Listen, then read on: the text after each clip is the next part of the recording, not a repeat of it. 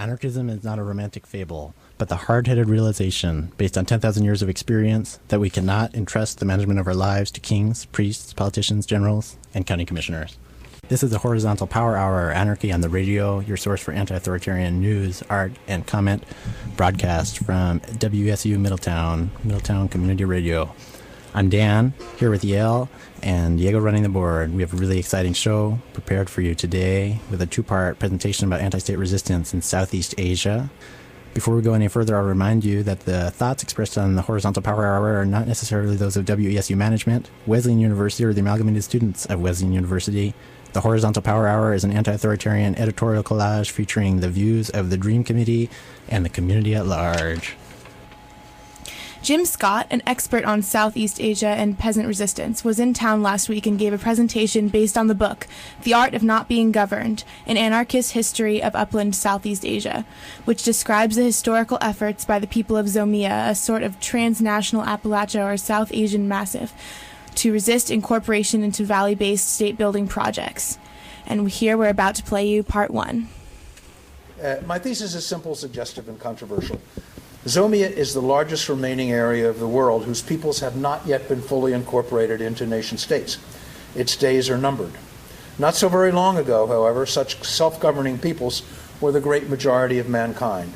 They are today seen from the valley kingdoms as our living ancestors, what we were like before we discovered wet rice cultivation, Buddhism, and civilization. On the contrary, I argue that the hill peoples are best understood as runaway, fugitive communities who have, over the course of the last 2 millennia, have been fleeing oppressions of state-making projects in the valleys: slavery, conscription, taxes, corvée labor, epidemics, and warfare. Everything about these people's livelihoods, their social organization, their ideologies, and more controversially, even their illiteracy or their oral cultures, can be read as strategic choices designed to keep the state at arm's length. Their physical dispersion in rugged terrain, their mobility, their cropping practices that I'll be talking about, their kinship structure, their pliable ethnic identities, and even their devotion to prophetic millenarian leaders are designed to avoid incorporation into states and to preventing a state from arising among them. The huge literature on state-making, contemporary and historical, pays virtually no attention to its obverse, that is to say, the history of deliberate and reactive statelessness. This is the history of those who got away, and state-making can't be understood apart from it. This is also what makes it an anarchist history. This account potentially brings together the histories of all those people extruded by coercive state-making and unfree labor systems: gypsies, Cossacks, Inuit, polyglot tribes, and refugees from the Spanish Redefines in the New World and the Philippines, fugitive slave communities, the Marsh Arabs, the Sand Bushmen, and so on. If we step way back and broaden the lens, and I mean really broaden the lens, Homo sapiens has been around for about 200,000 years. In Southeast Asia, Homo sapiens has been around about 50,000 years tops.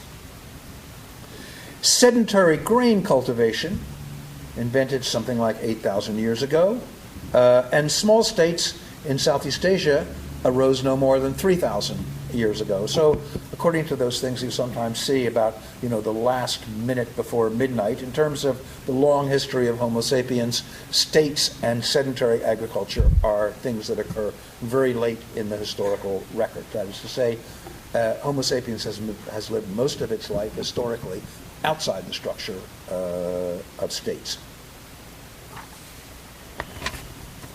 The states that arose 3,000 years ago controlled a minuscule portion of the globe. Everything outside their scope was considered fiscally sterile. That is to say, the zone of a dispersed people and dispersed production, there was no easy way in which the resources of this zone could be successfully accessed. This huge area was seen as a barbarian periphery for these early states, whether the early state was the Chandragupta states of India, the early Han dynasties, or for that matter, Rome. The valleys, historically, have been the location for states, for social hierarchy, for taxes, for kings and a permanent clergy, for large-scale war, for self-described civilization, and this is particularly important, wet rice cultivation. The hills, on the contrary, have been the location for swidden or slash and burn cultivation, shifting cultivation. The area of no permanent states, they're episodic states, but they tend to break down easily. It's a zone of population dispersal rather than concentration. It's relatively egalitarian. It's not absolutely egalitarian by any means, but it's relatively egalitarian vis-a-vis the lowland.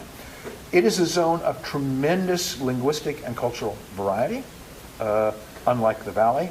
And it's an area in which no taxes are provided for permanent king or clergy. The fact that as many people until the 19th century went to the hills as came back from the hills, this is not recognized because it doesn't fit in with this civilizational narrative. Why, after all, would people go over to the barbarians? Owen Lattimore reminded us a long time ago that the Great Walls of China were built just as much to keep the Chinese in as to keep the barbarians out. Brodel writes, "The mountains are, as a rule, a world apart from civilization, which are an urban and lowland achievement. Their history, that is to say the history of the mountains, is to have none. To remain, the people without history, to remain always on the fringes of the great waves of civilization, even the longest and most persistent, which may spread over great distances in a horizontal plane, but are powerless to move vertically when faced with an obstacle of several hundred meters." This is why the talk that I'm giving I sometimes call Why Civilizations Can't Climb Hills. My argument, however, is not so much that civilizations can't climb hills, but rather that people climb hills in order to get away from civilizations, or more precisely, to get away from states. If it was your job to invent a kind of agriculture for this kingdom, you would invent something very much like wet rice agriculture. The advantages of wet rice agriculture are enormous. It is the most concentrated form of caloric production in the pre-modern world, in Asia. If the tax collector wants your rice, they just have to come when it's ripe, and they can take it all. Or they can wait till you put it in the granary, and they can make the job even easier by simply emptying your granary and taking away the grain. Or if they hate you, they can simply burn the crop when it's drying in the fields, and you're finished. You have to move on. Your entire food supply has been destroyed. Before I say more about questions like literacy and so on, let me say something about the kind of agriculture that you find in the hills. As I said, shifting agriculture, slash and burn agriculture, fire field agriculture, or swiddening it's sometimes called. And let's imagine that you were an anti-Colbert, and your job as a strategist was to design a form of agriculture that would be most successful in evading state appropriation. What kind of agriculture would you design? I think you would fall in love with the root crops. Taro, yams, sweet potato, potatoes, and my nominee for champion escape crop of the world would be cassava or manioc or yucca. And I'll give you an example of its escape characteristics. You can plant cassava almost any time, almost anywhere actually. It grows with relatively little care. It's easy to disguise. It ripens in less than a year, but it can be, and this is crucial, it can be safely left in the ground for another 2 years and still be fine to eat. You can dig it up and eat it. If the state wants your cassava, it has to dig it up tuber by tuber, and then it has a cartload of tubers, which is not very valuable and can't be transported very far.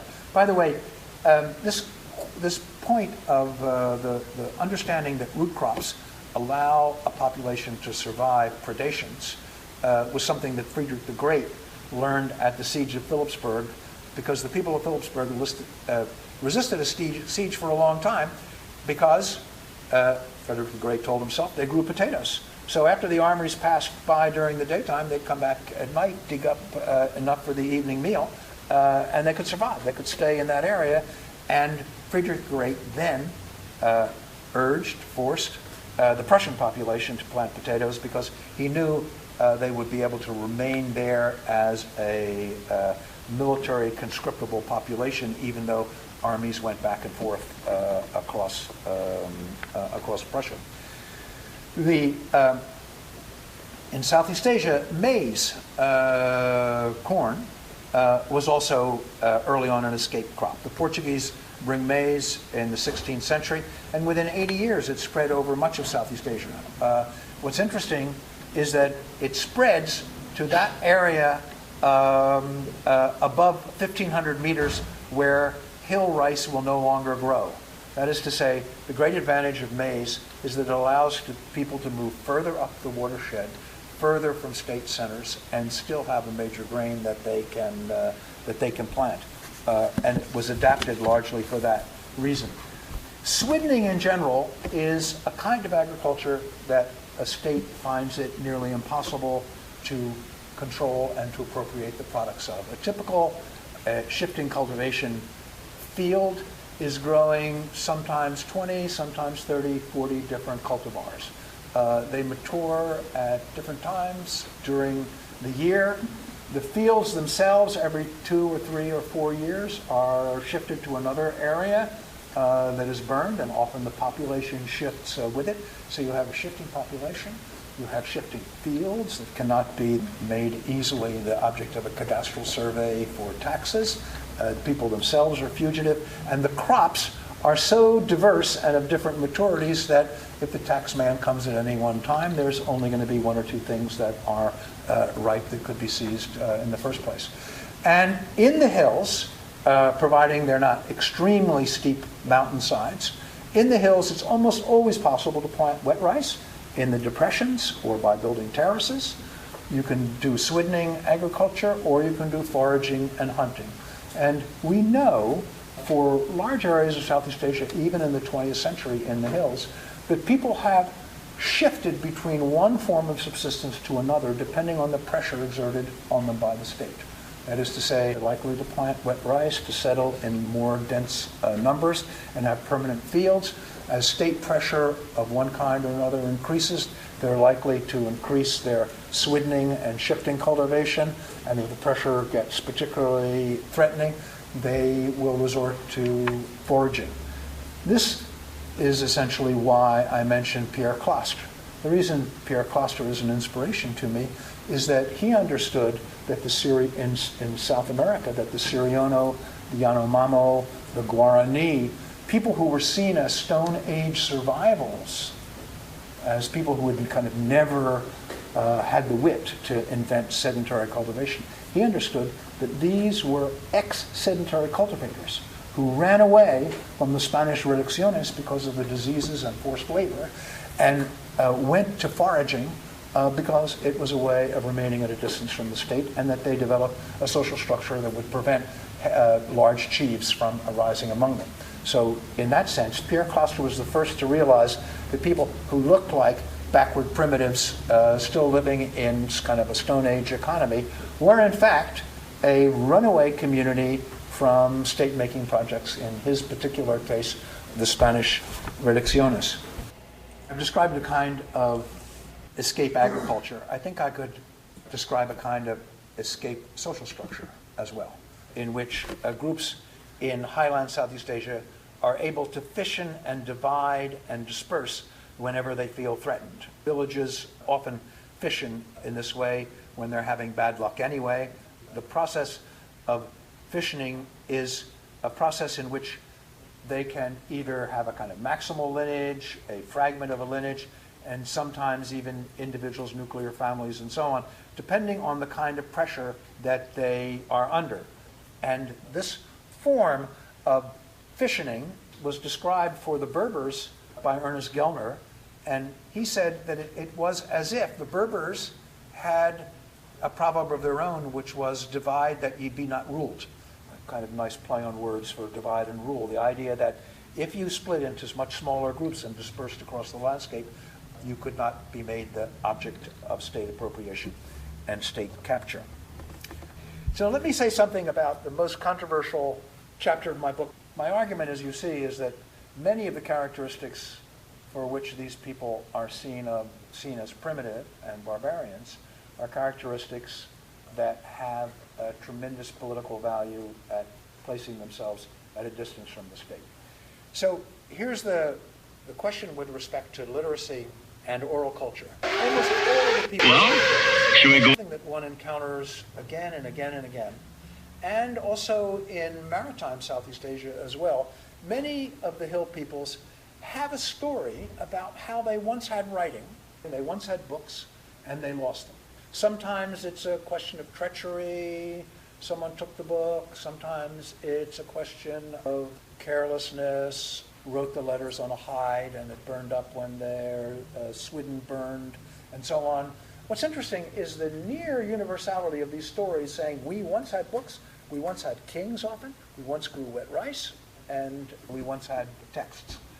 We know that two large groups that are in the hills today, the Miao or Hmong, many of whom come to the U.S. after the Cold War, or the Mien or Yao, we know that 1,000 years ago, these were people who were in the lower Yangtze Valley. And gradually, many of them just became Han, of course, but those who didn't become Han retreated up the Yangtze River, also up the sort of Pearl River, and ended finally in the hills of Southeast Asia. It's certain, virtually certain, that these people 1,000 years ago, living in the valleys, had access to Chinese texts, to forms of literacy, and to books.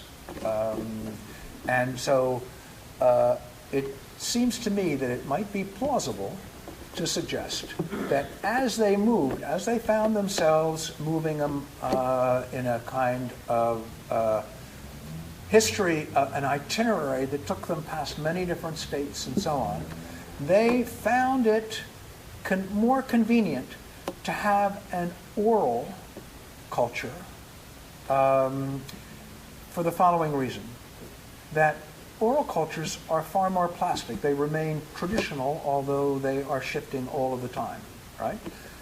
Because there is no written text that you can measure the deviation from. The written text survives the conditions of its production, and you can always say, well, you're not saying it right because this is the or text, this is the original text that we have in a written form, and we've accepted this as orthodoxy. So orthodoxy is impossible unless you have a kind of written text from which you can measure deviations. You can, if you want, preserve orally things almost word perfect, but it depends on the community accepting this as word perfect. My argument is that we at least ought to consider the possibility that it made sense for lots of wandering, weak people in the hills to be able to adjust their itinerary, their genealogy, where they came from, who they were, and so on, and their stories and narratives to the powerful peoples among whom they were moving over time. And they found it therefore more convenient to have an oral culture and less convenient to have a written culture. It's also worth adding that for most people historically, the creation of written documents is a technology of the state. What are, after all, the first written documents in Babylonia? These are written documents that are lists of taxes, lists of kind of land holdings, lists of dues, lists of population rolls, and so on. So in very, very early peasant rebellions, one of the first acts of peasant rebels is to actually burn the records office with the idea that it is this paper, it is this writing that is an artifact of the state and a technology of the state. So you have then both the kind of advantages or orality. I prefer not to call it illiteracy because it's another kind of history and narrative and a way of keeping records. But there may be strategic advantages in orality as opposed to written texts. And the association of written texts with state technologies. There are historical parallels for this. So in what is known as the Greek Dark Ages, so in roughly 1100 BC, the Greeks are literate in Linear B. And then from 1100 to 700, this period called the Dark Ages. I don't know why Dark Ages, because the Iliad and the Odyssey come from exactly this period. In 700, they become literate again.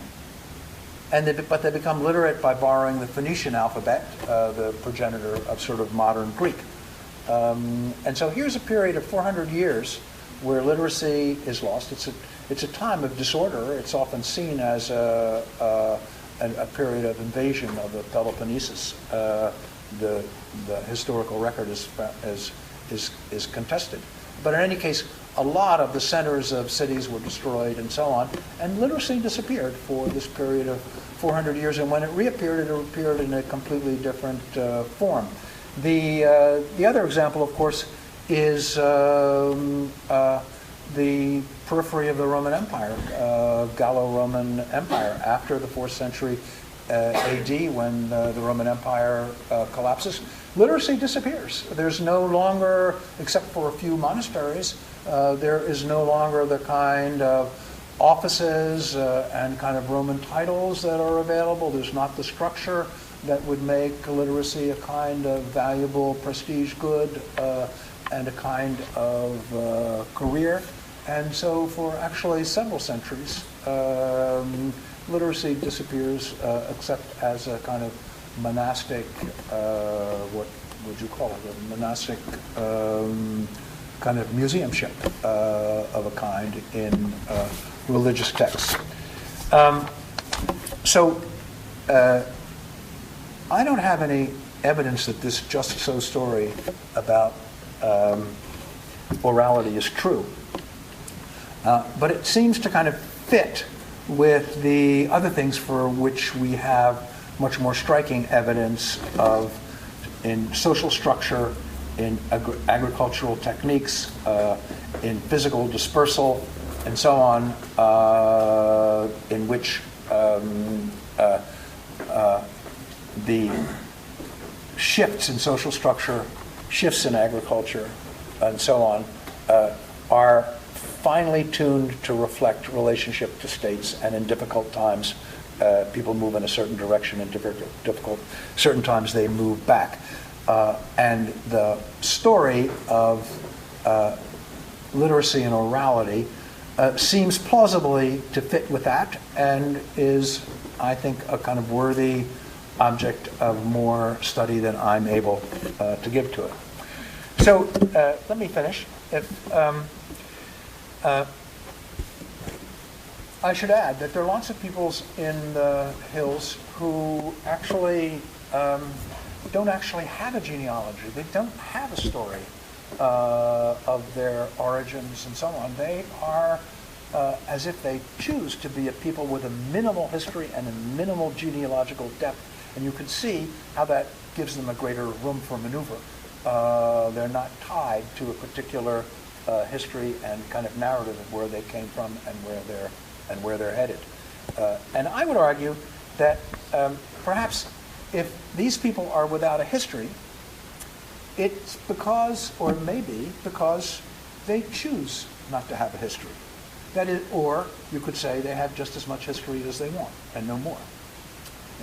Finally, it's worth noting that virtually all their characteristics, those that mark them out as primitives or barbarians, that is to say their physical dispersal, their simplified social organization, the fact that they have no permanent rulers, the fact that they practice shifting cultivation rather than sedentary civilized cultivation, the fact that they don't have books and letters, and that they live in remote, inaccessible places, and that they generally, until very recently, have not followed lowland religions.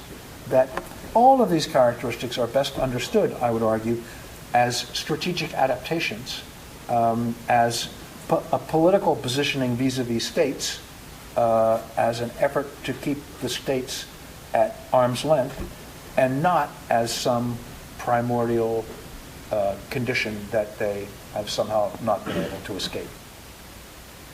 This is the Horizontal Power Hour, Anarchy on the Radio, your source for anti-authoritarian news, art, and comment, broadcast from WESU-Middletown, Middletown Community Radio.